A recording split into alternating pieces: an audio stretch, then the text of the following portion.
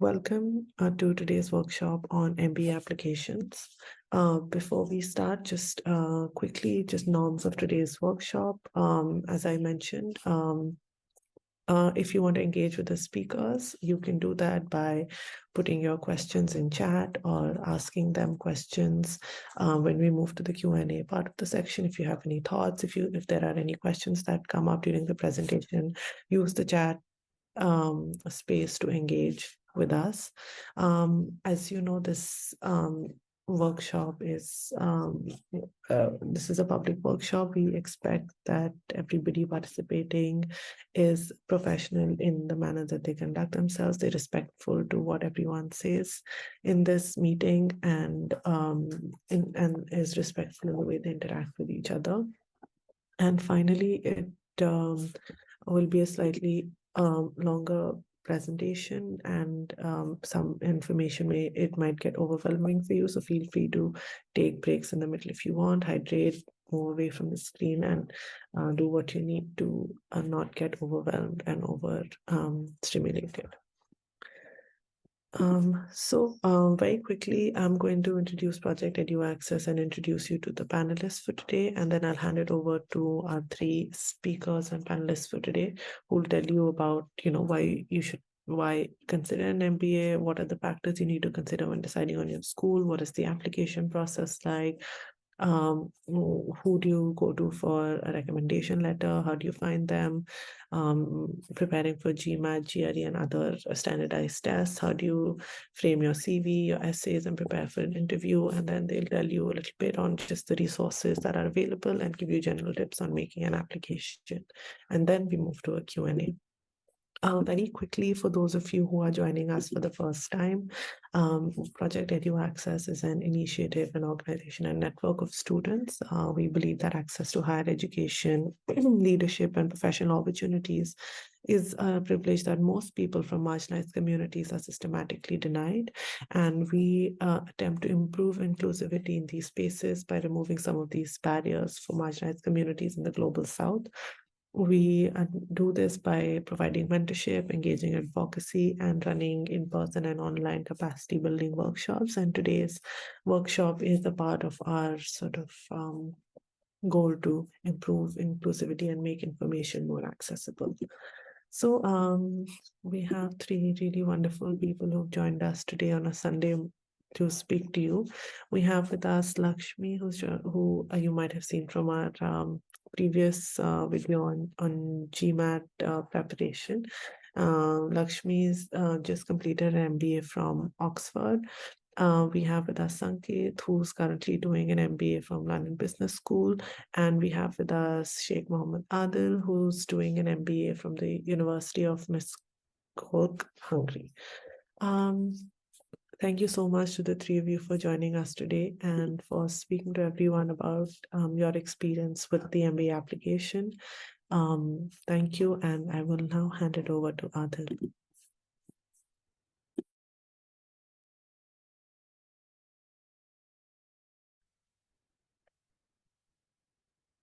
Yeah, hello everyone.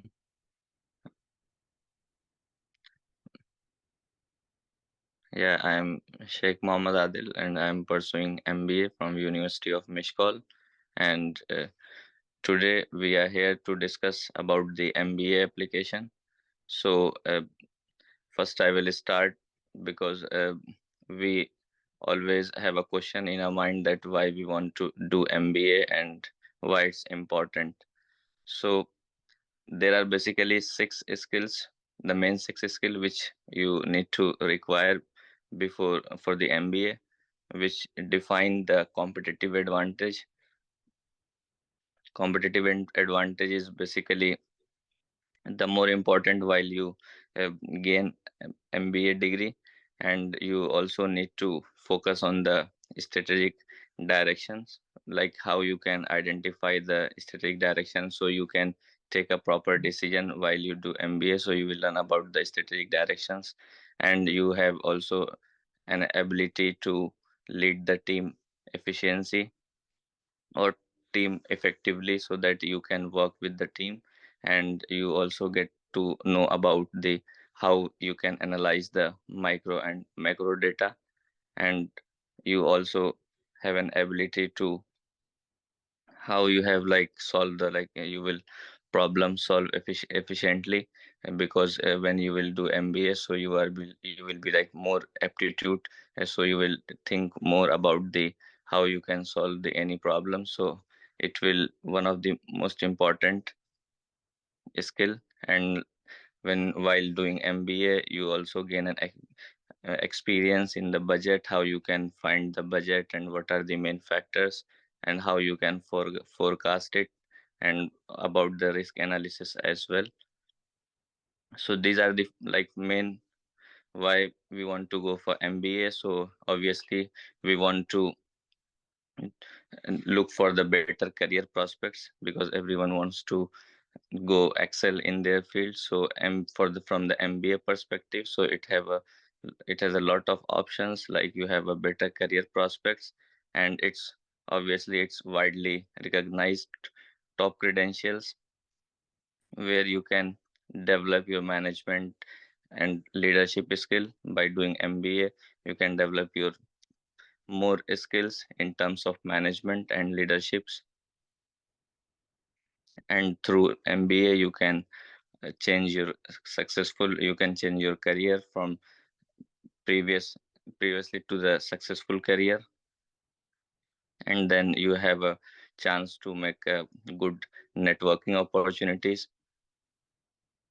And obviously the most important thing is that you are expecting to have a high salary package. And through MBA, the most important part is the personality development, and then you will gain depth in knowledge about the business world, because MBA is all about the business. So these are the main factors which are important while doing MBA. So next slide, please. So what are the factors that required while choosing for MBA? So the first thing is the duration of the MBA. So it depending from where you are pursuing. If you are pursuing in from the EU, from the European Union, from the Europe, so their MBA is for 2 years. And if you are pursuing your MBA from the UK, so mostly they consider they have a 1 year degree program. So it depends on you, like which one you want to take. If you are pursuing 2 year MBA programs, obviously it's kind of different little bit, because it's 2 year full degree program, and 1 year is also it's a kind of full year degree program, but it's depend on you like which duration you want to choose, 1 year or 2 year.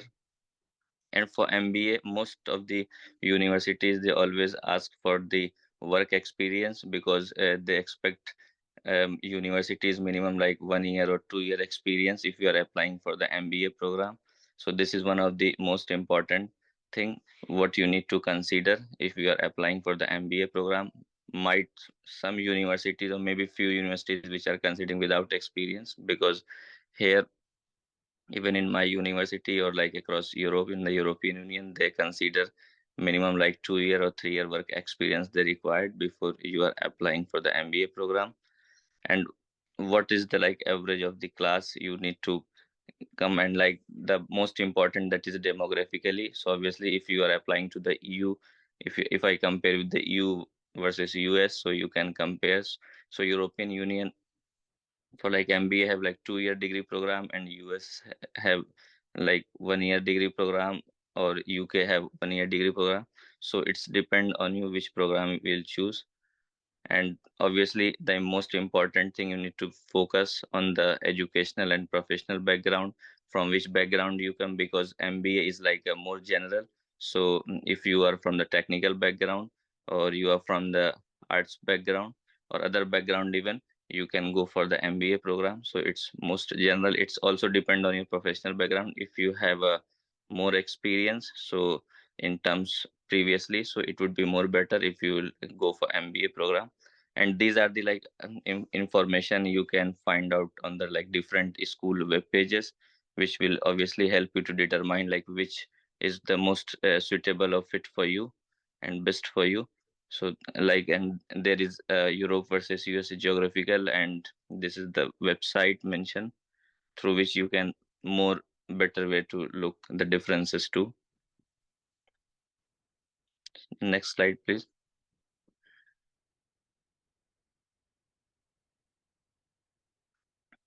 Yeah, so this is one of the most important thing. Like if you are doing MBA, so it's right for you for now. So obviously this purpose of the slide is not to educate, obviously not to discourage. So just it's related to your educations, like what you want to do for the MBA. Like so am pursuing MBA from the for the higher education. So obviously, if you want to increase, because for MBA program, like there are not having lot of programs available on scholarships, especially for the MBA. So it's and the program is obviously it's quite highly cost for you. So even if you are applying for the application, so even the application charges is as well. So it is the most important thing to consider that which is the which one is better for you. So the things which you need to ask yourself, like what are the main things before considering and like for choosing MBA, that which should be right for you. So you need to like from where you want to pursue your MBA, from UK, from US, from Europe. So you need to decide yourself from where you want to seek MBA, and like what are the ways and from where you can get it, because MBA is depending on the university. Every university have their own program. Some university provide the specializations. From my university, it's like more general, so it's MBA in general management, where you can apply. And even like my university also asks for the work experience. You need to have a prior 2 to 3 years work experience. And you can obviously how you can make your application more stronger. So if you need to check it, because when we will go further, so the other two colleagues, they will discuss about the other things, what are the main important things which you need to consider while you applying for the MBA, and what are the others program that will help you to get what you seek. Obviously, like there is some alternatives, so you can go with the other alternatives. So for also the main best thing is that you need to consider the what the cost benefit ratio for you, which will improve amongst the MBAs. Next slide, please.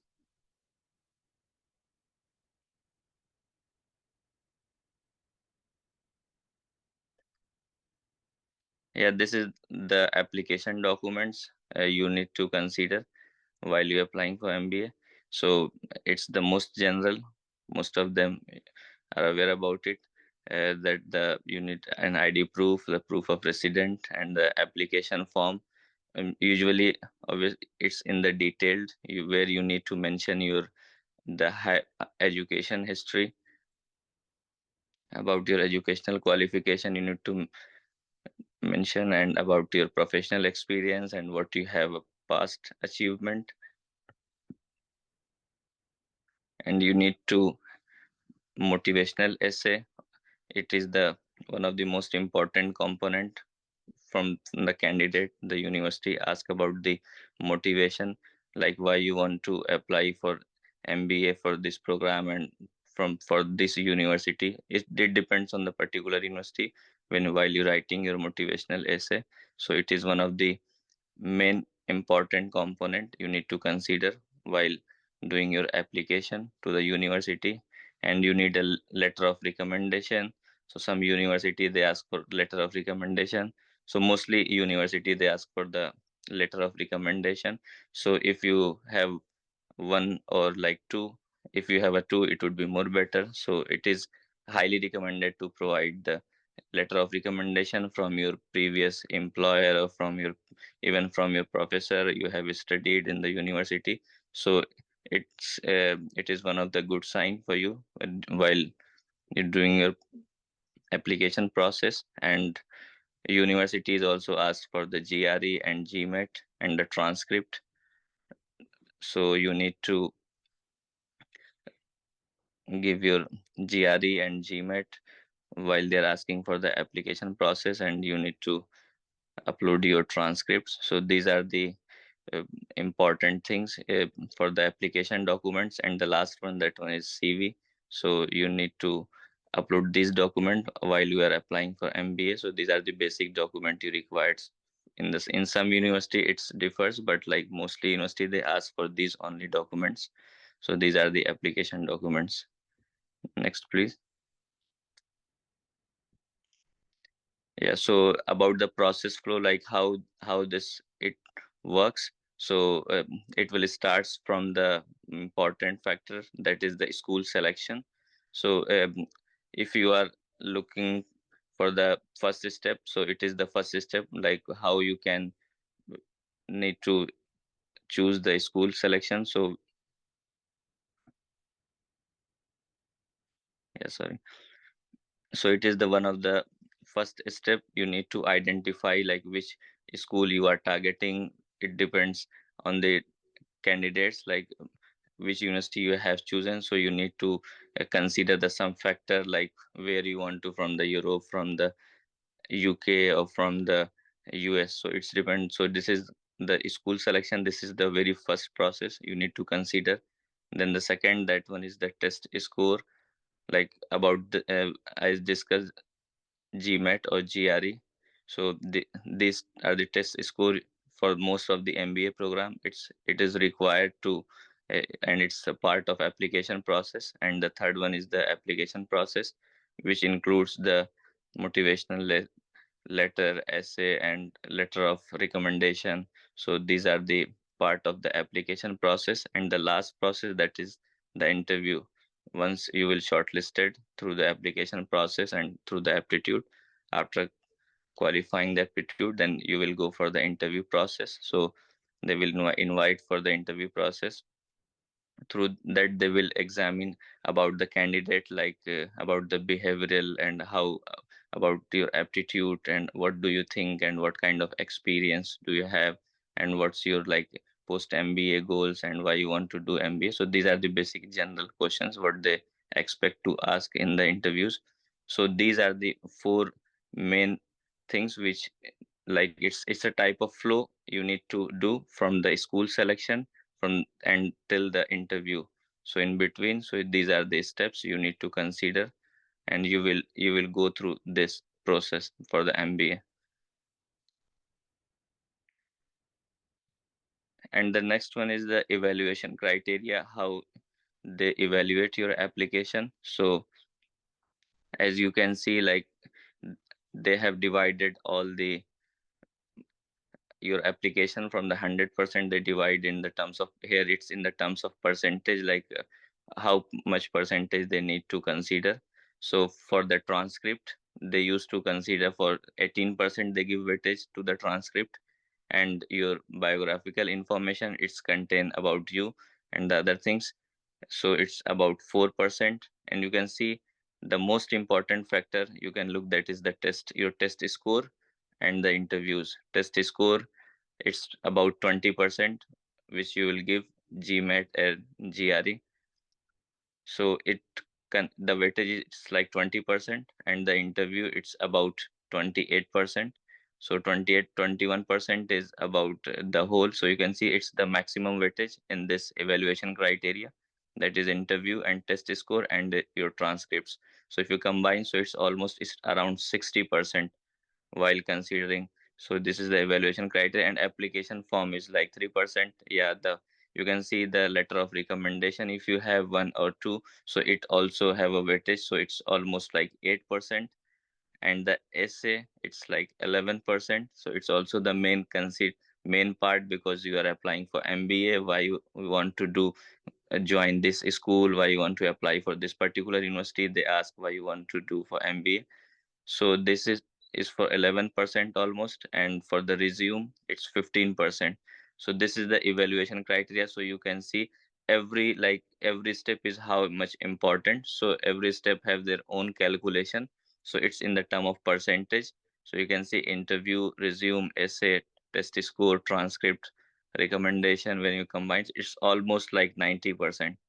So these are the main factors you need, like while the university they consider for the evaluation process, and then they go for the final selection.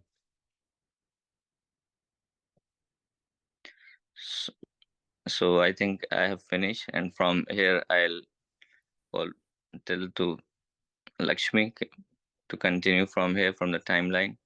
Thank you very much. Ms. Bhatt, if we can just go to the previous slide for just 1 minute. Thank you so much, Adil. Like Adil mentioned, like 60% of your your evaluation comes from factors like test score, transcript, interviews. But also the other way to look at it is 37% of it comes from your resume, from your essays, from your recommendation, and from your application form. So those four are actually, though they are four different components, they're actually one thing. Who are you as a person? And what are your strengths? What are your weaknesses? So that's something that you can very much control, and that's another way to look at it, to say that your interview, and also the other way, the second thing that I would also emphasize is only 20% sort of depends, give or take, on your interview. So 80% of your selection depends on before you go into the interview. Most schools just use the interview to see, are you the person that you said you were, during your application process? So the application does carry a lot of weightage.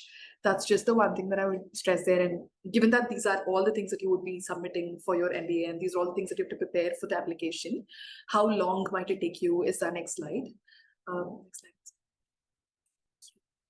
So I think timeline, we've also said this before in other application or like exam preparation, it's very dependent on who you are as a person, where you're at, and what does your schools require. Like, when you target your schools, like if you target like only European schools, a lot of them don't even need like GMAT. We'll talk about it later on. So, or maybe you decide to give GMAT this year and next year you're only giving your application. So there are different stages that you can be at, and depending on those things, like, how long your application process might take will depend. Like what we've roughly seen is, if you're only giving your application, like, you already have your GMAT GRE scores, or your school doesn't require those things, then it might take 2 to 3 months. But if you're taking like your GMAT, GRE, TOEFL, whatever is required, again, we'll talk about it later on, it might take longer than that. It might take 5 to 6 months, or sometimes, like, if you want to be really thorough, like if you're applying to like a REACH school, like for instance, if you want a 760 on your GMAT or something like that, we've also seen applicants take up to 10 to 12 months to get there. So it really depends on what's your target, how far are you from your target, and also how much time do you need as a person. So you really can't rush the process. Like sometimes, and also what is your relationship with your recommenders? Sometimes recommenders, like my recommenders, always needed like a 6-week notice at least, because they were usually, on other deadlines. So just things like that you might have to consider to say how much time do you need, but roughly 2 to 3 months if everything else is ready is what we would say. But when you say that you don't, if you think that you don't have the time that you need, there are some things that you can control. Like you can control how many schools you're applying to. On an average, we usually say like 5 to 8 schools. But this is not true as much for the MBA as it is for the other master's degrees. So for the other masters, mostly you'll have only one round. So you'll have to make all your applications by that round. But in most cases, your MBA will be like in multiple rounds. So you can sort of say that in the first round, I'll apply to 3 or 4 schools. And depending on the outcome, I'll apply to 3 or 4 again in round 2. So you have that flexibility. So can you apply to even fewer schools? Like, if you don't have time to apply for too many, can you give quality of applications, like your early standard applications, to 2 schools? Or can you pick schools that ask for similar things? Like, if can you only pick schools that give you a TOEFL waiver? So at least you don't have to care about TOEFL. Right? So something, how can you pick schools that give you some flexibility? Of course, that's a decision that you have to make, because sometimes you might make a decision that, okay, I don't want to give GMAT, but that will reduce the number of, schools that you can apply to. So it's something that for you to personally decide to say, this is the time that I have, and this is what I want. And so this is a decision I'm comfortable making. And the second thing is, sometimes another factor to consider is also, you might just decide to play the long game. You might decide this year I can't like give my best. So like going back to what Adil was saying about, like, is the MBA good for you right now? If you think that, you're very far from the kind of schools that you want to apply to, like we'll talk about the factors that schools look for. If you think that, if you give yourself 1 more year's time, you might actually do a few consulting projects on the side, or you might do volunteering on the side. You might, even do an extra qualification, which might make your CV much stronger, which might give you time for like, GMAT prep even earlier. Feel free to give yourself that time, because it is a long game. Like we've discussed, like there are high costs involved with this. And so give yourself that time to give yourself the best shot at an application, is something that we would put there. And also think about other factors that you have, like, do you have personal commitments? Are you working full time? Are you working towards a promotion at work? Like all of those factors come into play when you make the decision about the timeline as well. Like you can't compare yourself to someone who's taken like a sabbatical and is preparing for your MBA. So think about those factors and give yourself as much time as you need to do research about schools, because it really shows, right? Like a lot of the resources that Project EduAccess and anyone who you talk to will give you is about, like, after you select your schools, we can help you with GMAT, we can help you with TOEFL, we can help you with applications, essays. But what we can't help as much with is schools research and school selection.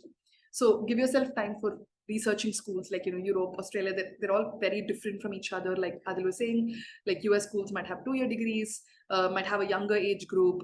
Europe schools might have a year or 2-year degrees. Like it really depends. Like Porto Business School has like a year, or other schools might have 2. But UK has like 1 year for the most part. So those are factors that you might have to research on and decide for yourself. That's just something that ideally we're saying that it depends and we don't know. But these are things that you can use to decide how much time you might require. Next slide. Like now from this slide onwards, we're just gonna talk about each of these aspects. Like we'll talk about recommenders, we'll talk about your GMAT, your GRE, like each of the aspects that you'll have to prepare for. So first we'll talk about recommenders, because that is the only part of the application process that solely depends on someone else. Right? So you might have to give them the time that they need. But also the other way to look at it is the one part of your, like, essays, applications, CV. It's the only thing that someone else is saying. So schools do tend to trust them quite a bit because it's a third person, right? So how can you really leverage, like, recommenders to make up for things? Like, for instance, in my case, even when I had prepared for my application, I knew that I had some gaps. Like, for instance, I'd been in the same job for 3 years and I'd not been promoted at work. But I also knew that I had not been promoted at work because COVID was on, and so we were on a hiring freeze. So I requested my manager to say that on the recommendation letter. Now, there's nowhere else that I can say something like that, right? I can't say, oh, I was due a promotion, I was not given a promotion because COVID was, happening. Like, that's not something I can say in my CV. It's not something I can say in my essays because it wouldn't look nice. But it was easy for her to put it in her recommendation. So that's why I always think that recommendation is like the best place for you to like do everything. Like basically assess your application, whatever are your gaps, cover it here. Whatever are your strengths, make your recommenders like recommendations, like, speak to it so that it's more justified. Like I can brag about a lot of things, but it wouldn't come up to the same thing as my manager saying, oh, she was a really good, she's very smart, she's very sincere. Like my manager saying that means so much more than me saying it. So just how can you get that? And who are you picking for your recommendations? Like you can always pick, and this is very common advice now, you can always pick like your CEO, your COO, but pick the person who knows your work the closest, who can talk with specific examples. Usually it's very recommended to have at least one person who's a direct supervisor, but even the second person, try to pick someone who can give very specific examples. Like, can they not just say, oh, she's sincere, but can they give an example when, like, you were dedicated and you did something? So pick someone who knows your work, but more importantly, pick someone who really champions you, who will actually say things and mean things about you. So it really looks when they write with the same conviction, rather than writing something that, okay, she's good. I really enjoyed working with her, but pick someone like that.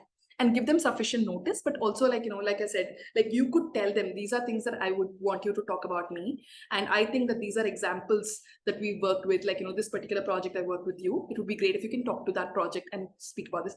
Feel free to do that. Like, especially if you have a good relationship with them, feel free to emphasize to them what you want them to talk about. And that's something that I think that was one of the best pieces of advice I'd gotten. So I thought I would share that in this presentation. The next slide. Again, I'm going to continue on the theme of recommendations. So this is from ClearAdmit. We've given you the link on the deck. The deck will be shared with you later. So ClearAdmit basically lists what does the Stanford MBA program look for. Like the Stanford MBA program asks people, recommenders, to recommend candidates on all of these aspects. Like basically they're asked to rate on each of these, like initiative, team leadership, developing others, trustworthiness, and all of these. They get your recommenders to recommend you on a scale of 1 to 5.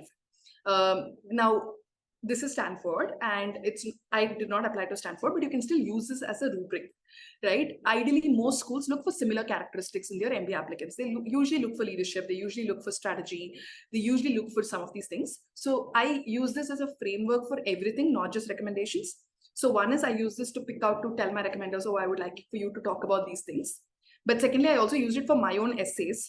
Like, when you're asked what are your strengths, what are your weaknesses, instead of usually going with like, I'm very proactive, or I'm very like, I'm a perfectionist, like can you use language from their vocabulary to actually talk to those. These will also help you pick essays, like, when you have to pick personal instances, you can talk to these specific things. So I basically use this as a rubric to say, at the end of it, if I take my CV, my essays, my recommendation letters, ideally the person who's looking at all of these three things together should have enough evidence to say that I'm at least like a 3 or 4 on each of these things, right? And that's a good way for you to assess yourself. Like usually that's what admissions consultants do. Like when you go to an admissions consultant, they'll assess your experiences on this basis, and they'll tell you, oh, can you do something to improve this? For instance, if you don't have team leadership on your CV, then can you show some soft leadership? Like, maybe you did an extracurricular activity. You can talk about it in your essays. Your manager can talk about it in their recommendation letter. Or also there's the possibility that if you're applying for, let's say, a deadline that's a little bit far away, you can also pick up like a consulting project to show strategic orientation. So is there some, the next slide, Masba. I might have spoken to some of these slides before. So this is like an example. You can go on Clear Admit and look at it. Each of the qualities that we were talking about, they show you like, this is what a 0, 1, 2, 3, 4, 5 looks like. Of course, you can't aim to be like, at 6 at everything, because if you are at a 6, then you don't need an MBA. So you can also use this to say that, why do I need an MBA? Like, I want to become better with strategic orientation. That's also, you can also use this language for those answers. But ideally, I would, suggest that try and be at a 3 or 4 for everything. And then try and pick like 2 of these as your strengths, where you're like at a 6. Try and pick 2 of these as your weakness, where you're at a 3, and you can say that I want to build that through my MBA. And how you could also use this is next slide as well. Thank you. So like I said, you can actually talk to your recommenders about, can you write about these things, or you can include these in your CV, essays. But also you can try to pick different things that you can do between now and like your application deadline. And the final thing is, even if you do know, like, for team leadership, this is what I'm going to say. For trustworthiness, this is what I'm going to say. There's a way that you can say it, right? It's the entire MBA essay. Everything is about storytelling. Like what is a good story? Like, how can you be interesting? So think about how can you like present a good story so that you're not telling them I'm a trustworthy person, but you're giving them an example that shows them that you're a trustworthy person. Right. So that's why I really like this framework for everything. Like we'll talk about each of these aspects later, but this is just a general framework that I would provide now. I'll hand over to Sanket. Okay, sorry. I'll do the GMAT section. So the other parts that we will do is, the second is, there is a common misconception that all MBA programs need GMAT. And this is true till a few years ago, but right now it's not true. Firstly, there are schools that accept a GRE. So for instance, the ets.org, if you go there, you can just literally give your country and you can see which schools accept GRE. Around 20% of the schools today accept GRE in place of GMAT. But on the other hand, there are also schools that don't need GMAT or GRE. Like a lot of European schools are now open to giving a GMAT waiver if you have like decent academics and things like that. But there are also like 4 schools in the UK. On the right, there's a snapshot to show that are okay if you don't have a GMAT. So that's like the first thing that we want to say. Not all schools need GMAT. Next slide. But 80% of competitive schools in Europe, in UK and US, and do still need a GMAT. So it's still like mostly requirements. When you make a decision that I'm not going to give a GMAT, you do cut yourself out from like, a lot of schools. That is a decision that you can make. But the preference is if you are comfortable to give GMAT or GRE. We've done a workshop on GMAT and GRE before. So feel free to go and access those recordings from before if you're preparing for these exams. But something for you to just generally know is, generally, at least GMAT, I've given only the GMAT, I've not given the GRE, but GMAT is a 10th standard test. It's a 10th standard mathematics and English test. And even English is just like logical thinking, like, everyday communication. It's not actually literature, right? So it's a very fundamental test. It's only how much time that you give yourself to prepare, to practice, to learn the fundamentals. It's not difficult. It's only the time that matters. So we have resources on this that you could refer to. But ideally, you would give yourself at least 3 to 4 months to like, get it right. But of course, there are also people who do it in like 4 to 6 weeks time. So that's just what we want to tell you about GMAT, GRE score. The next slide. There are other standardized tests like TOEFL or IELTS. Now, TOEFL or IELTS, there are schools in the US that definitely need you to give it. But for the most part, at least in Europe and for some schools in US, they do accept a TOEFL waiver or an IELTS waiver. Like if you've had English as your medium of instruction at a college level, they're happy for you to not give TOEFL. But the only catch there is you have to have medium of instruction English in your transcript. If it doesn't say it, you have to contact your university and ask them for a letter. Most universities have a very standard format. They'll give it to you immediately. But you do have to contact them and get it. So that's just something for you to look for before you plan for your timeline. Like what is everything that's required from you? Sometimes, like for instance, I just decided that I was not going to apply to any school that made me give a TOEFL. But again, that's a very personal choice. But those are all factors for you to consider before you decide a timeline, before you decide schools. With this, I think I will hand over to Sanket probably this time. Yeah, thanks, Lakshmi. Hi everyone. I feel like we've been going on for some time now, so I'll try to keep my points brief. And also would love to hear from everyone because, as these guys mentioned, it's a very personal process. Everyone is at a different stage. It takes a lot of time. So would love to know what stage everyone's at and where they might need some inputs from us. Okay, focusing specifically on the CV, as you saw in the evaluation criteria, the single page document is a very important part of the MBA application. Like think of it like a one-page resume almost constitutes like 15% of your overall application. So there are parts to it, like in terms of formatting and how you write it, are things that you can actually leverage and change. Other aspects in terms of your work experience, your educational background, other extracurricular activities are some of the aspects that are perhaps not in your control, at least in the short term when you start applying for the applications. Some pointers to keep in mind, these are general formatting rules. Good to know things like keep it to a single page document. These admission consultants usually look at 4,000 to 5,000 applicants in a single application cycle. They don't have a lot of time on their hands. So they'll just quickly spend like maybe a minute or two on your resume. So just keep it to a single page document. Exceptional circumstances can be if you've been working for say over 10 years, have multiple roles, cannot fit it into a single page application, then maybe keep it to a 2-page thing. But that's not the case usually with most of the applicants. So stick to a single page resume, simple basic formatting, no frills, no additional highlights or anything, simple Arial fonts, and just remember to always submit all your documents as PDF formats.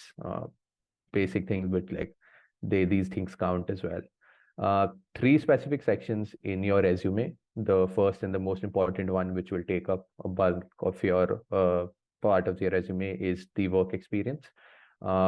As Sheikh mentioned, MBA is a degree where usually candidates come with an average of ranging from 2 to 6 years of work experience.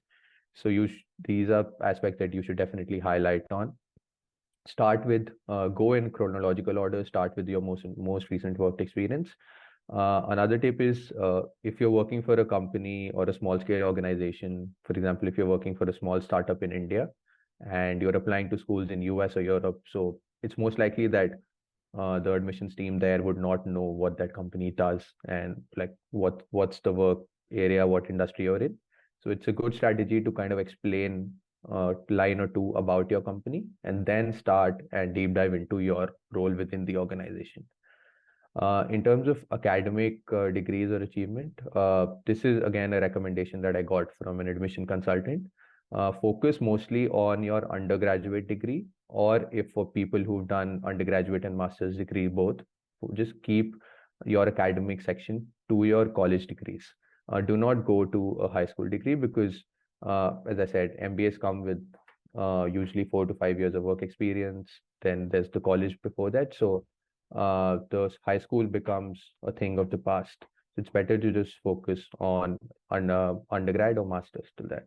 In terms of extracurricular information, this is also kind of an important section. So it's good to highlight what you do beyond your professional role or your academic knowledge. So any sports that you play, any other hobbies that you have, any volunteer or community service work that you do, admissions teams always look for candidates on a holistic basis. So just not your professional experience or your academic prowess. It's also about your extracurricular activities that you do. Next slide, Ms. Cool.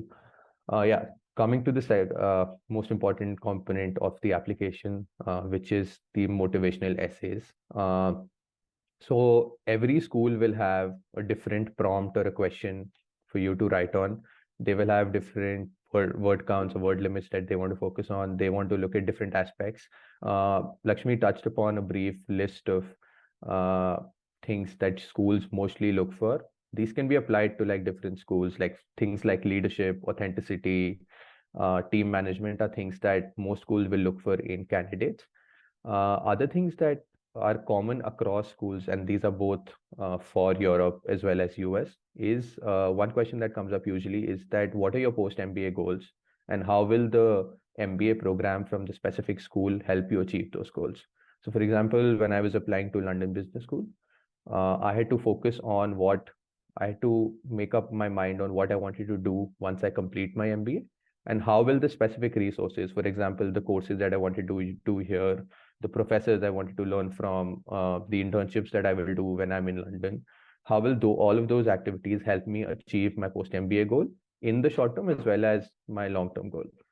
So this is the common essay that you can expect across most of the schools. So a good strategy would be to make it like write down your post-MBA goal clearly, maybe in bullet points or maybe a short 100-word essay, and then just do school specific research, look at the school's website, maybe talk to some people who are currently there pursuing the MBA program, talk to alumni, understand what makes the school different, and that's how you draft like a first version of this essay. Other essays, again, these are very school specific, could be how do you make specific contributions to the school.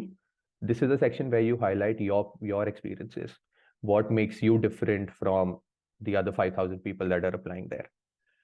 And the last additional, so again, there's an optional component that every school application has. And it just basically, is there anything else that you would like the admissions committee to know about you? Again, this is optional. So if you specifically really want to highlight something that you think that was not covered in other aspects of your application, so something that was not mentioned in the resume, something that's not part of the application form, or something that was not mentioned in the essays, then only fill this section. Otherwise, it's completely options. You can keep it blank. No one's gonna, take notice of that as well. Next slide. Yeah. These are, as I was mentioning earlier, some examples. So this is on London Business School's website. If you go there, they mention the essay prompt. So the essay prompt usually stays the same every year. At least that's what I've been noticing since the past 4 to 5 years, and it's most likely going to stay the same. So as I mentioned, the question is, what are your post-MBA goals and how will your prior experience, as well as an MBA from the school, help you achieve those? And the second question is optional. The word count also might differ from school to school, but usually roughly 400 to 600 words is the range where most schools look at. And this is a strict word count. So the schools have this portal where if you go over this word count, they won't allow you to add more information. So as soon as you complete 500 words, that's where your essay will end. So you have to keep the word count strictly in mind while drafting your essays. Next slide. Yeah, this is another example from Stanford. So we chose this because this is slightly different. So most schools have the London Business School questions that I showed earlier. This one's slightly different. So for example, essay 1 for Stanford is what matters to you the most and why. And this is not based on your past experiences. This is not based on your professional work that you've done. This is a very personal essay. And because, as it says, right, what matters to you the most would be different for all of us. So you have to go into your maybe childhood, maybe your school experiences, something that you did in your professional capacity. And it has to be a culmination of all those experiences, culminating at one very important thing that truly matters to you the most. The second essay for Stanford is slightly more generic. It's about why Stanford, like why do you want to pursue an MBA from this program? And this again comes up to the point of like your experiences and how will you add to the Stanford classroom. So this was just to show an example of essays that can be very different. So the first, as Shaikh mentioned in the process flow, the first most important component is to choose your school. And then based on the school, there will be a school specific strategy that you need to build, because the essays will be different. The things that they evaluate on will be different. So just focus on the school selection first and then build a school specific strategy later on. Next slide. Yeah. Optional section, I touched upon this earlier. This is completely optional, so don't take any pressure of just adding information for the sake of it here. You could highlight any gaps in your work experience, any gaps in education. So schools specifically want you to highlight any gaps in work experience, which a rough rule of thumb, for example, is more than 6 months. To just mention why you took the gap, what you did during the gap period, etc. If there's anything else, for example, a good thing is to just highlight, or if you have any questions, that burning questions that you think the admission committee should know, just write to them. They're usually very responsive. They usually help answer specific questions. Obviously, they won't tell you the evaluation criteria or something, but if there are generic questions on your application that you want to know, definitely write to the admissions committee. Last point, again, which this is very important, is to attend a lot of events. So most of the schools organize webinars in person as well as virtual events. Actually, post-COVID, most of these events are virtual now, where they have information on the application process. They invite alumni to talk about the school, their experiences. It's a good way to learn more about the school, as well as show your interest in the school. So a lot of times these schools also monitor who attended the webinar, how many people participated, etc., because this just shows how interested you are in the school as well as their MBA program. And it's also a good thing to mention in the application process. So most application forms will have a section on if you attended any events or webinars, then you can just mention a list of events that you attended there. Next slide. Yeah. I think we can just skip to this. This is, again, just to highlight different examples of the essays. This is a standard format. The Stanford one, this is very similar to London Business School. The Stanford one was slightly different one. Next slide. Yeah. Yeah, just tips from us. Again, all of us. So, for example, Lakshmi completed a program. I am currently pursuing my MBA program. So this is very recent, just on the top of our head, what we think about essays. The thing is that you need to strike that balance of not sounding too vulnerable, but not sounding too crass or cocky as well. I mean, you need to show that you really want to be in the school, you really want to be part of their MBA program, but you also need to highlight your strengths as well. You need to highlight why you will be a good fit. Why should they choose you and not the other people that are applying? So you need to strike that balance. Definitely draft a first version. It'll be way longer than the word count. It'll have a lot of iterations, a lot of changes. Talk to people you know. So that's a personal strategy that I followed. Like, even if you're not talking to like school alumni or admission consultant, just talk to your friends, talk to your manager if you have that relationships. Those are people that you've worked with that have known you for a long time. So they will be able to highlight your strengths and weaknesses, and they will be able to come up with points which you might not be able to think of. So ask them to review your draft submissions, ask them to give you inputs. That's always a good strategy that I followed. And one more thing is that just be consistent in all your applications. So if you mention something, for example, a lot of times, at least what I experienced was the work that I did 5 years ago, I didn't really remember all the numbers or all the inputs or what actions that I took.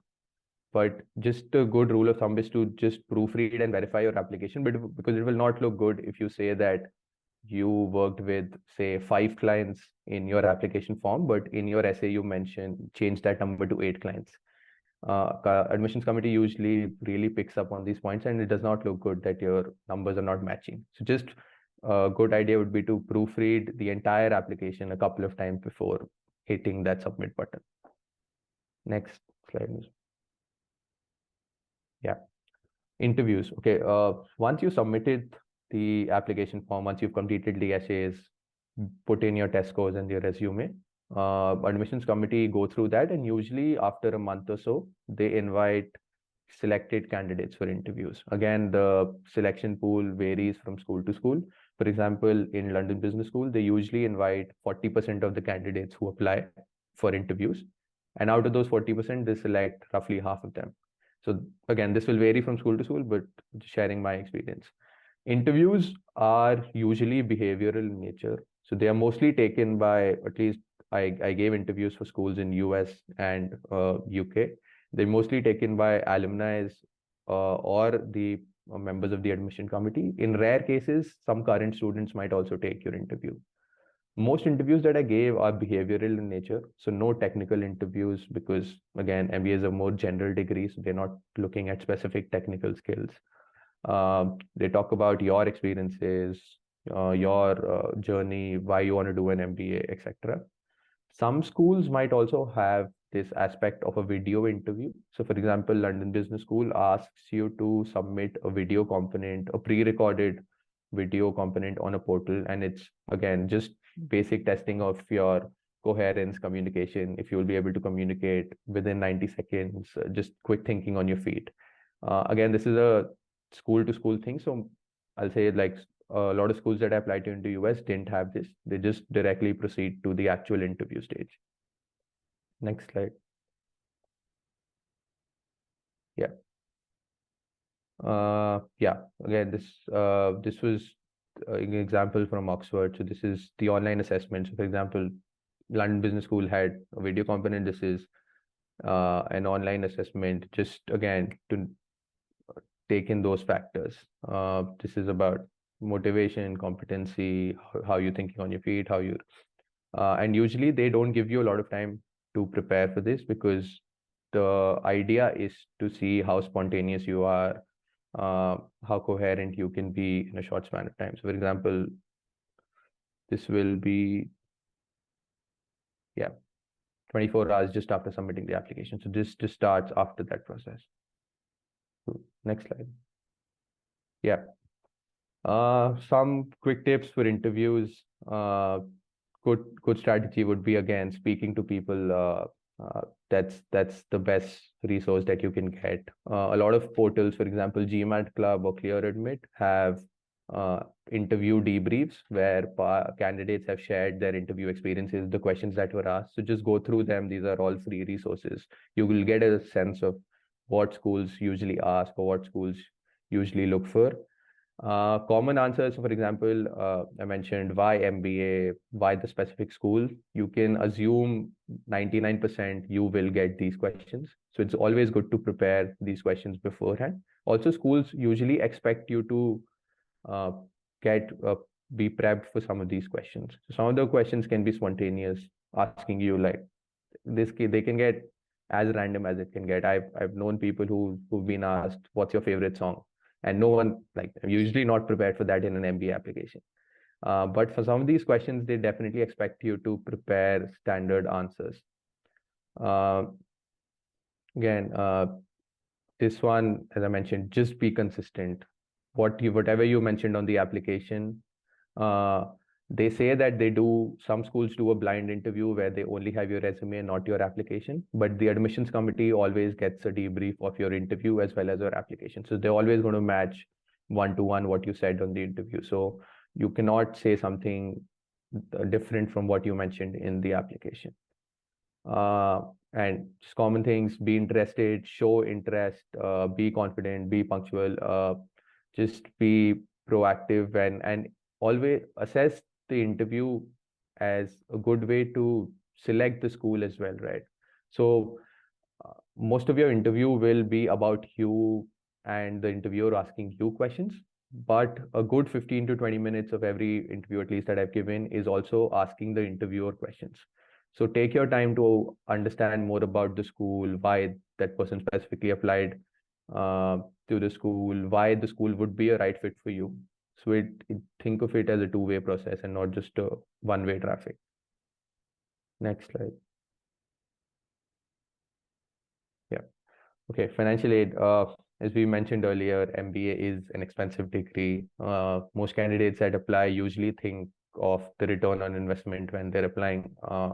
So this is a factor that most of us have in mind. Having said that, scholarships are also usually given proactively to candidates. For example, Oxford gives 10% of the candidates full scholarships. For example, the number is very similar for London Business School as well. But there are like another 30 to 40% of the candidates, at least in my cohort, who do not get full scholarship, but who get like partial funding. So you're funded for 50% of your tuition fee, which is also a substantial amount. Just look at the college website, the school website. This is the best resource that you will get on, and most up-to-date resource as well, because based on the funds that each school gets, the scholarship amounts and the number of scholarships that they award keep changing every year. So always take the latest information in terms of scholarships.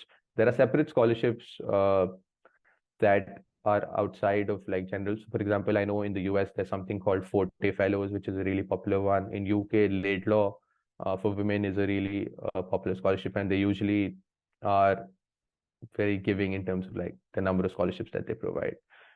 Scholarships are, a lot of them are identity based as well. So for example, LBS is giving a lot of scholarships for women scholars, scholarships from different nationalities, just to encourage like diversity in the classroom, just to strike that balance, as well as certain pre-MBA industries. So for example, I know a lot of people who were in the tech industry or had their own startups, for example, were fully funded just for the MBA program. And then some people also I know have this option of sponsorships. So maybe talk to your employer. They usually have sponsorship for MBA programs where they sponsor your MBA degree, and then they'll have a contract where you come back and book for the same organization. Next slide. Yeah, as I said, best resource, go on the school's website. They'll have detailed information, and they'll usually have a financial aid or a scholarships team. If you have any questions, just reach out to them. They'll definitely respond and with the details. And then you can also ask them about if they, for example, if you're Indian, you can ask them what specific scholarships you have for Indian students. So they usually respond to all those questions. Next. Yeah, finally there. Yeah, resources, all of us can chip in. All of us follow different resources. For example, I can just quickly go. I used MBA.com. It's the official website for GMAT. They have access to 2 free exams. That's the best resource that you can get, because it's as close as you get to the actual exam. So just be very mindful, be very smart of when you're giving that exam. Magoosh is just an app to practice. As Lakshmi mentioned, most of these is like 10 standard maths or even like 8 standard maths and English skills. So it's a good resource to practice your mental math and stuff. Obviously, all of us are using ChatGPT right now. I don't mind admitting, but I used it to kind of proofread my application as well. But I would recommend using these tools to proofread and not drafting your essay. So I would not write to ChatGPT saying, please write a 500-word essay for my Stanford application. I would not do that because it's a very personal thing. Most of these tools provide standard generic responses. You can use some lines, but you can't use that to completely write your application. Also, schools are getting smart now. They also have the like AI checking tools where they just put the essay on these tools, and if it's at least what I've seen is that if it's more than a 50% match, you caught for plagiarism, and then your application is automatically rejected. So just be mindful of that. Yeah, but Lakshmi, Shaikh, if you guys want to add on the resources bit. That's a really good point. When I applied, we didn't have ChatGPT, but I do think proofreading with ChatGPT, or even like putting your essay and asking, if you got this essay, what is the impression you'll have of the candidate, is actually a really good question that I like asking ChatGPT, because what are the strengths that ChatGPT is taking out for you? What are the weaknesses that it's picking out for you? Is usually a really nice way to proofread, like get feedback, get very specific feedback on your essay. Do I sound confident? What are 3 things that I can do to this essay to make myself sound more confident? Like you can ask ChatGPT even more specific questions. I love that, but of course I didn't do that. But I would do that if I were applying now. The resources that I used, I think Sanket mentioned before, like GMAT Club is really good. F1 GMAT is very good, like not just for GMAT prep, But because that's where like most GMAT people, like most MBAs come in, they also tend to discuss things. Like you can use GMAT Club to say, what schools need with score, like, who got an interview where. So all of that benchmarking in the current year, like if you're applying in round 2, you can actually see round 1 stats on your GMAT Club, which is very useful for you to benchmark to say, am I on the right track? Similarly, F1 GMAT is a website that I really liked because he used to put out he used to actually analyze essays. He'll take essays and he'll say, what's wrong with this essay? What's right with this essay? What are 3 things that you can learn from them? For like a bunch of essays, which I thought was very good because then I could avoid the same mistakes. Similarly, Clear Admit, we've already shared. The last one is Poets and Quants MBA Watch. Poets and Quants is a good website to understand about different schools, but the MBA Watch is also a very specific tool where you can basically go and put like an anonymous, or you can put some random name and you can give your profile details. And then people will sort of say which schools you might get, which will you get, will you not get. So I found that very helpful because when I said 3 schools, I actually was told you only stand a shot at Oxford. Like the other schools won't respect, like I have a very non-profit experience, and the people, I mean, and these are not admissions consultants, right? Like these are random people who don't know you. So they're very honest with their feedback. So the feedback that I got was no other school values social impact. You won't get anywhere else. I was very happy to get that feedback. So I do think that get other people to do as much work for you is generally a rule of thumb. The last resource that I didn't think of when that happened, and also like when Sanket was mentioning about financial resources, I got reminded. There is a consortium fellowship in the US, which I think is good to look at. It's a very recent thing. I think that's why I didn't know when I was applying, but it's purely identity based and it's purely for improving diversity of candidates. So it's very like, people who come from actually persecuted backgrounds, not even marginalized backgrounds. But I do think they really look for people who have like powerful stories, powerful life experiences.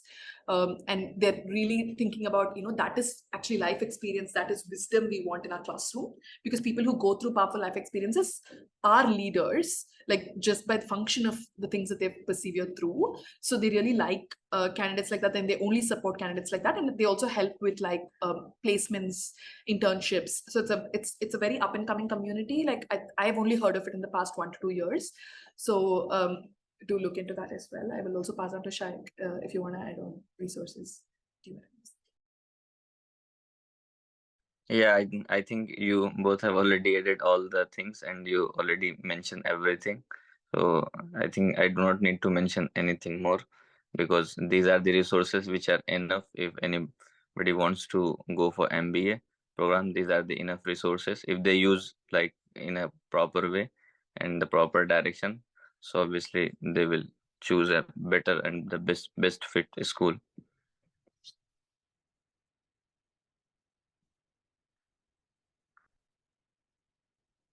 Yeah. Cool. We just like ending it with a few general tips. Again, as I said, these are purely from our experience.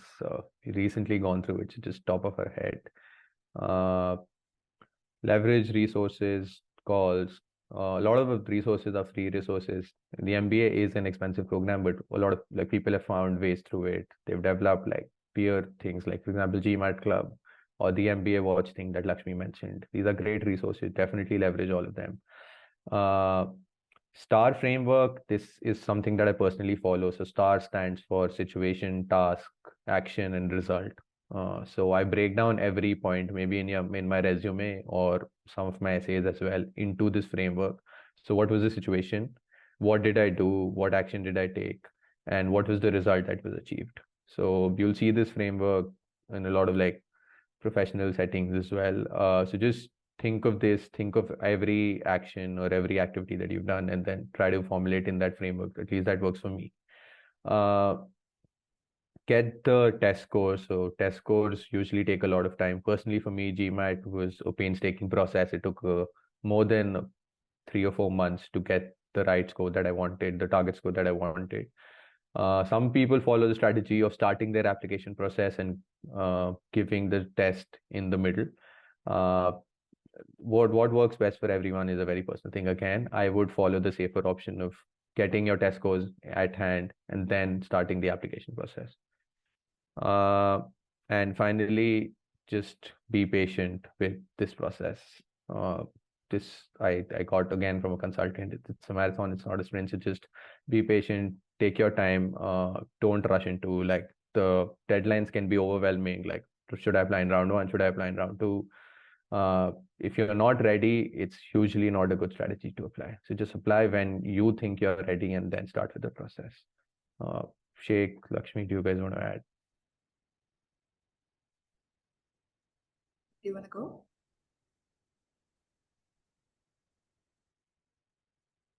Yeah, Lakshmi, if you want to add, you can add.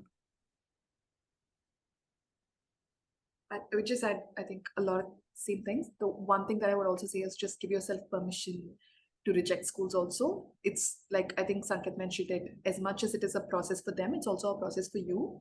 So if you think that, oh, this application process is too much for me, or if you think this is a school that's like, give yourself that flexibility. Like, one of the things that one of my friends told me really early on was, I really wanted like the top ranking schools or whatever. And one of my friends said, but this is the first time that you're going to live outside of the country. And that comes with its own emotional challenges, social challenges. So, give yourself the flexibility to say you want a school where, you think you'll find your community. So do give yourself that permission to reject schools and come with that confidence to say that it should also be the best school for you. And the one other thing that I'll say, and this is a more recent thing again, is I've heard at least 2 of my friends who've been told like by admissions consultants that, oh, the school that you're aiming for, and this also happened to me, like the school that you're aiming for is very high for you.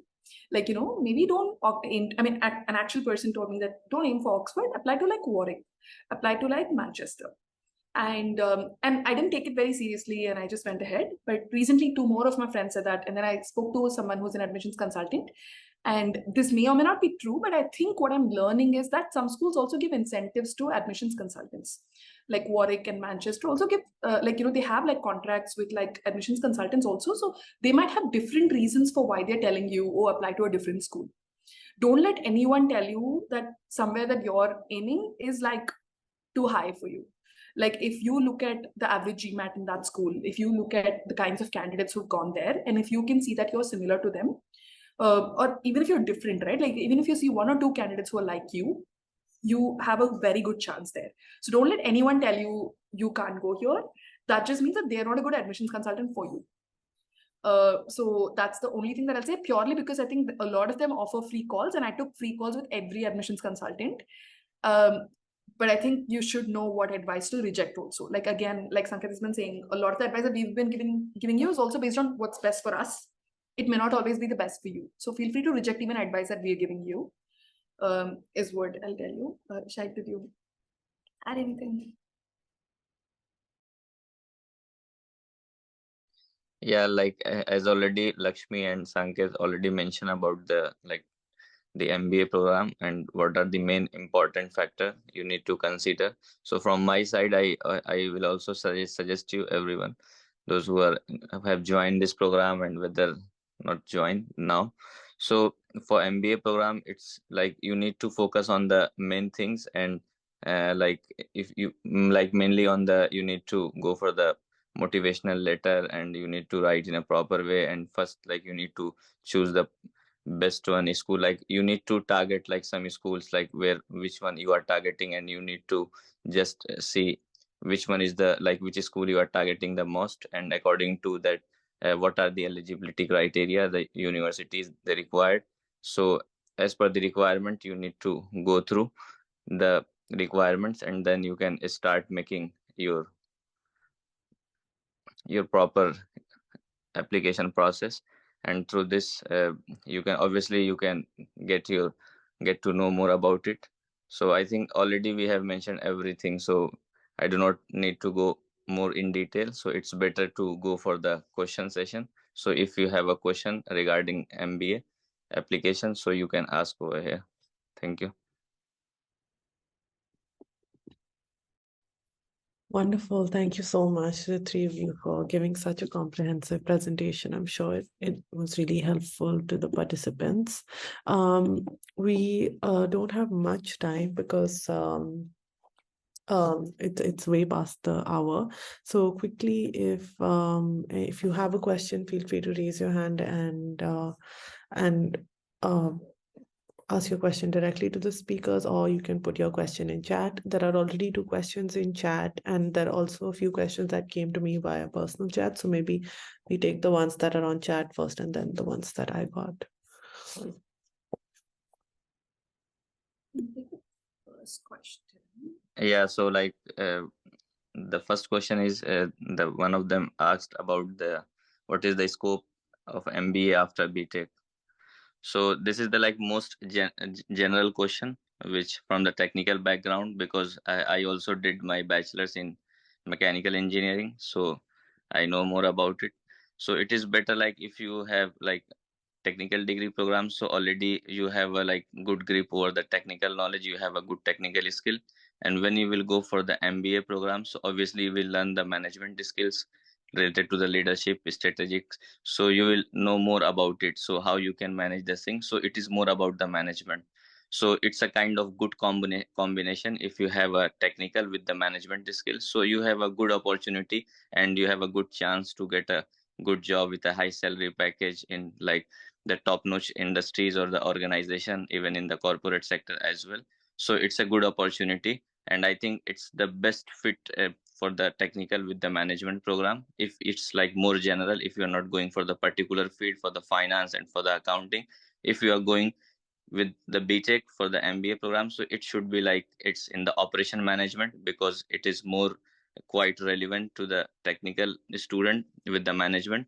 So this is the most I think this is the more perfect. So I recommend, like highly recommend, if you are going for the BTech after after BTech you are going for the MBA program, so you should choose like particular specific direction, or otherwise you can go for the general MBA. It would be more better, because if you will go for the finance and accounting, you don't have a previously background, so it would not be going to be more better for you from the future perspective, because you already almost wasted your like 4 to 5 years in BTech. So if we will go for the operations management, so obviously we'll know more about it, so you have a good combination and you have a better opportunities in future. So that's what I think, and I'll suggest like this is the answer for your question, Saddam. Okay, there was a question before that about law school. So Lakshmi, did you want to answer that?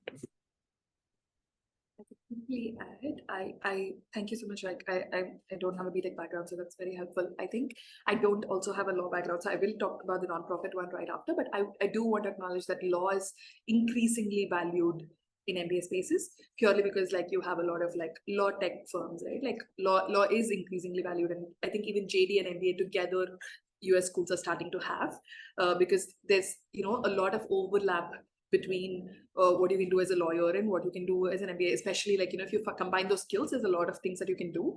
So it's considered a more and more like relevant degree in recent times. It's for you to decide, like I've even seen doctors do an MBA. It's for you to decide to say, hey, do you want to sort of deflect a little bit from core law and go and do an MBA? I think it's a bigger choice for you to make, because you've spent time doing it's a very specialized degree. You've spent time and effort gaining that expertise, so it's a very you decision more than a school decision. I can't speak to all schools on this, but Oxford, I've definitely had at least 4 or 5 lawyers in my cohort, and they were very highly valued, because if you come from law, you're very analytical. Some things are just that about lawyers that also plays out in your favor. So I think it's a more like do you want to do it? Are you strong about why you want to do it? Like I think why MBA becomes very important for you. But your skills, people are more confident of, is where I'm at. I'm also going to pause if Sanket or Shaikh, if you want to add to the law piece, and then I'll go. No, definitely agree with that.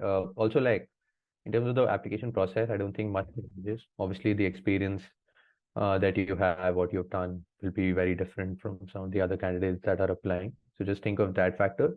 But as Lakshmi said, I reiterate completely. Like I have lawyers in my class, and MBA value diversity. So I would say that it's an encouraging factor. It's a plus point in your application that you're coming from a law background. So just think of that and when starting with the application.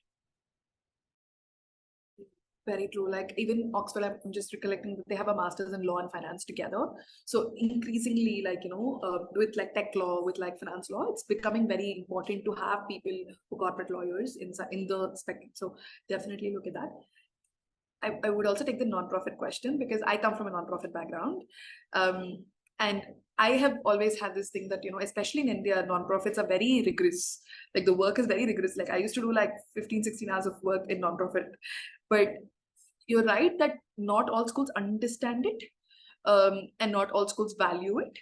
I think one way to do it is like, if you get a really high GMAT score, if you have a very good academic record, like if you remember the pie chart that Shaikh showed, that does sort of show your analytical ability, and you can always talk to it. Like, what did you do in the non-profit, right? Like I was a data analyst and an operations manager in a non-profit. Like, what are your achievements there?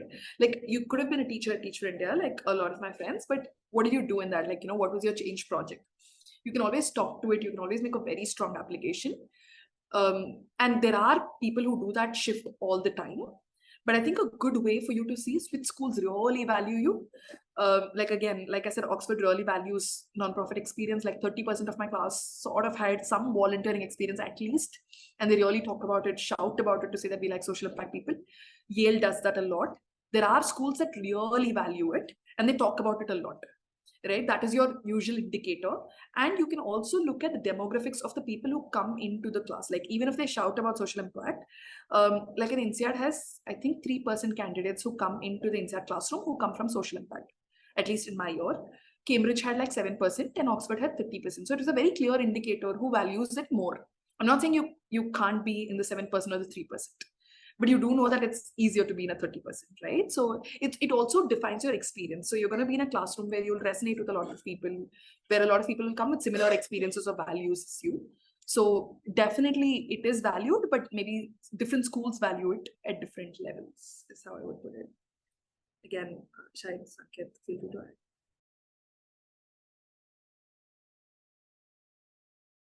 No, I think covered it well. I come from a non-profit background as well, so like two people on the panel who are already there, so definitely an encouraging factor. But as I said, like I completely agree with Lakshmi. Data is the way to go. Like you just look at the data on the school's website.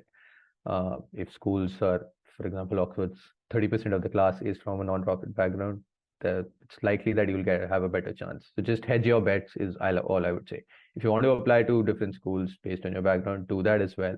But just strike that balance. Just I always followed that strategy of applying to a couple of like safe schools.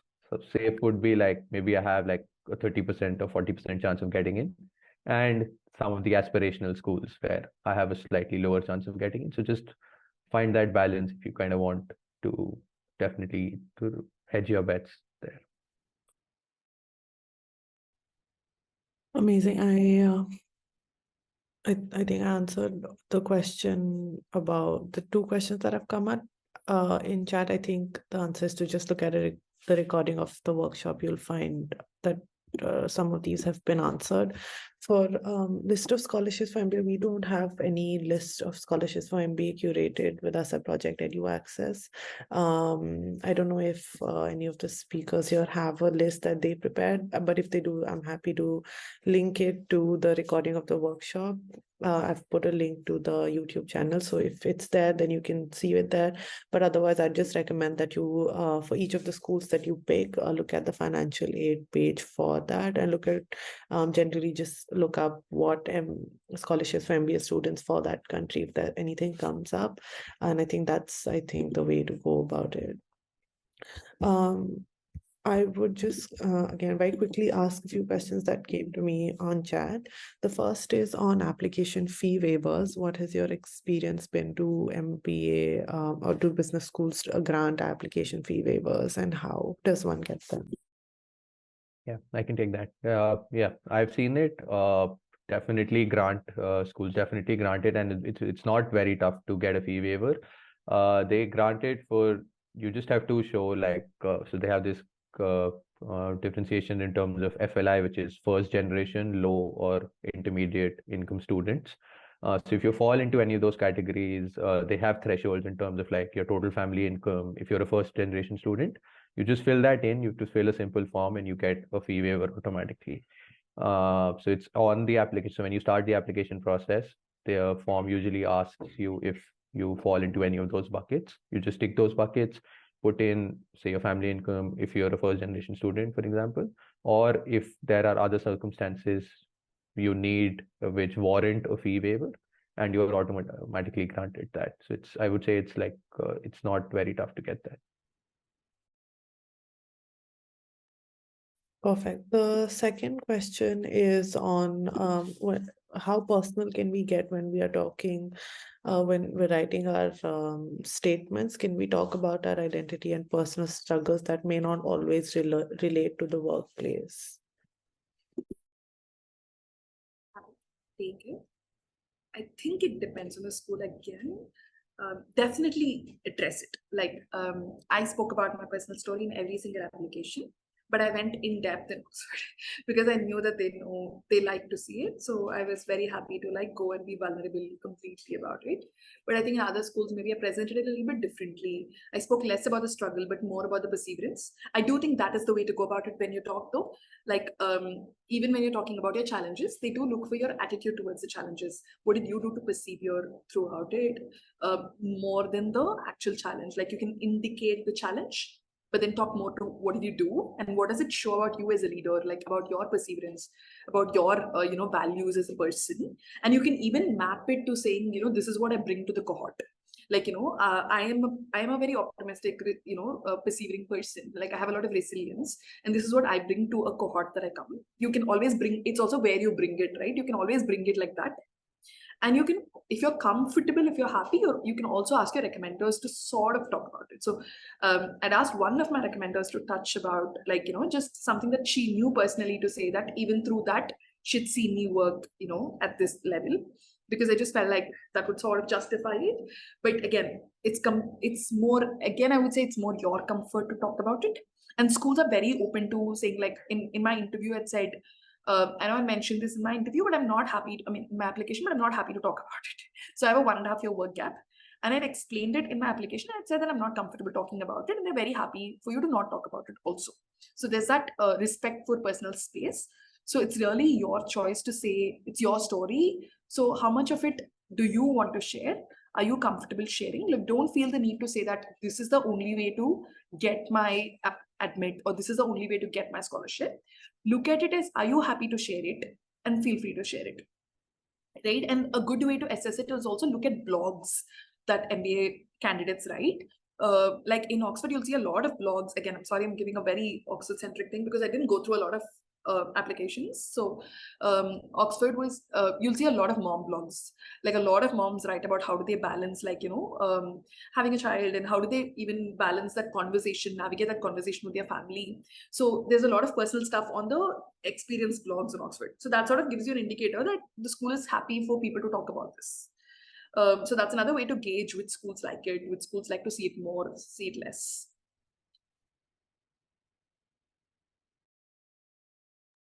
Great. We are already at 1.5 hours, so I'm going to ask one last question. And if there's any question that anyone has, please put it in chat now, because then this would be the last question we ask before we end the session.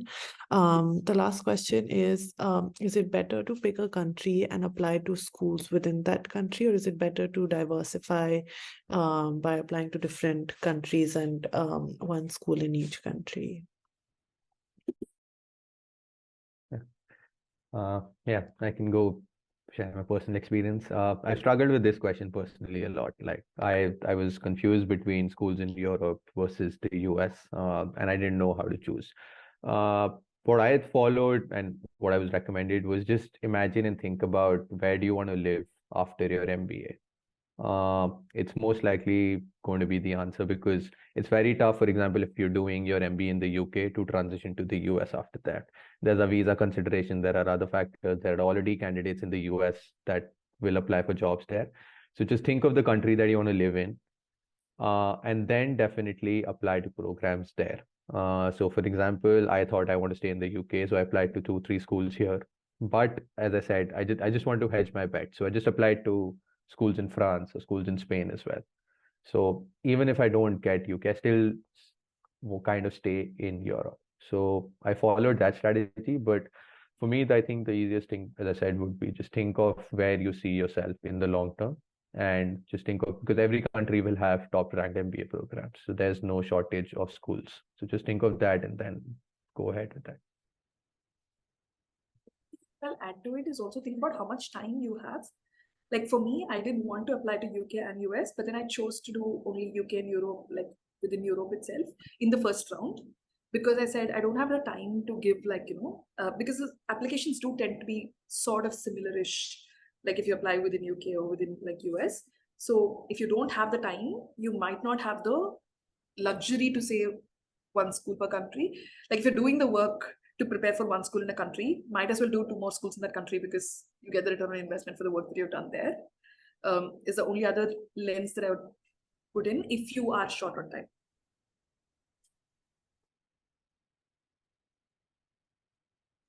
Perfect. I don't think there's any other question that has come in my personal chat that I've missed. I don't think there's any other question that was in the main chat that has been missed either. Yeah. So I think with that, we can end the session. We've gone on for a while. Thank you so much, Adil, Lakshmi, and Sanket for joining us today, for taking the time out and being so patient with the questions. For everyone who joined us today, the recording of this workshop will be available on our YouTube channel. I've put the link to that in the chat already. We've also done a series of workshops on other applications and scholarship opportunities, so it might be helpful to have a look at those as well in case some of those scholarships are eligible for the MBA. We had Adil do a workshop with us on master's applications in the US, where he spoke about the scholarship that he got to do his MBA, which is called the Hungarian Stipendium Scholarship. So if you want to have a look at that video, it's already on our YouTube channel, and similarly other scholarships as well. That's about it. Thank you so much, everyone, for joining us today. And once again, Sanket, Lakshmi, and Adil, thank you so much for speaking to everyone. Hope you all have a nice rest of your Sunday. Thanks. Thank you, everyone. Thanks. Bye, everyone. Thank you. Okay. Bye.